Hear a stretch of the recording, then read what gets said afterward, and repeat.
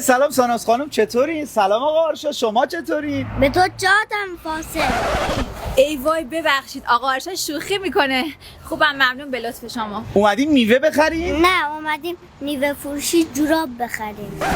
مرگم، بچه هست دیگه، ببخشید. آره اومدیم هندونه بخریم. پس خیلی خوششانس هستین که الان منو ملاقات کردین. چطور مگه؟ آخه من متخصص هندونه های سرخ و شیرینم. آخه زحمتتون میشه. خواهش میکنم بفرم. این عالیه. آقا رضا همین رو براشون بکش. اگه خوبه چاقو بزن ببینم. آرشا جان بس کن دیگه. ببخشید. نه این فقط داره زر میزنه. وایسا اصلا قاچ کنه ببینین قرمزه یا نه. بله آقا رضا همین رو قاچش کن.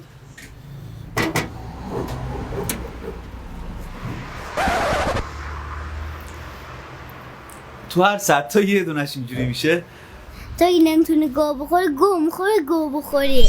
ای شاخه پرگل قشنگم، چرا تو رو میبینم سرخ میشه رنگم.